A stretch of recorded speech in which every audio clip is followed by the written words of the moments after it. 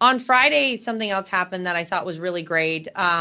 There was a memo sent out to all 50 states and their Department of Education saying that they had 14 days to remove all DEI programming or risk losing their federal funding, Libby. It's about time. The amount of damage that I think this DEI stuff has done to our future generations, the way it teaches children not to judge one another by content of character, but by color of skin and so forth, I think is absolutely terrible.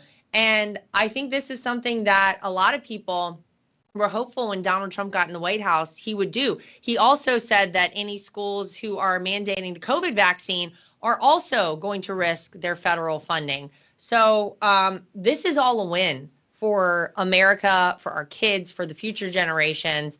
And this is something that Donald Trump said he would do. He's actually following through on it.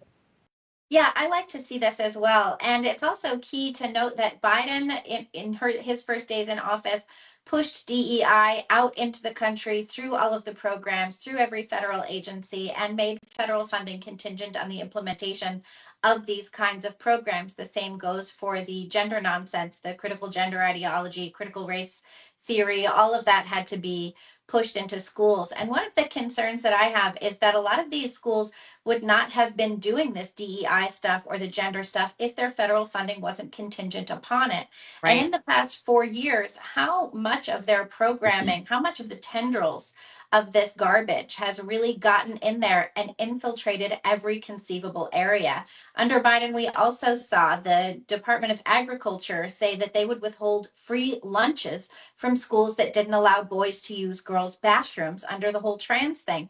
So we have had schools jumping through hoops for 4 years to remake themselves according to Biden's ridiculous, whimsical communist ideas. And now we're going to have them have to reverse all of that out. And I think that's a much easier ask to get all of that stuff out than it was to get it all in. And I hope that they can do that and that they don't risk their funding by standing up and saying, like, no, we need to teach kids that they're racist from 3 months old on. And I hope that the next president that comes in isn't going to go about trying to reverse all of this stuff again. I hope that we can take these 4 years and just be done with all of this stuff. It's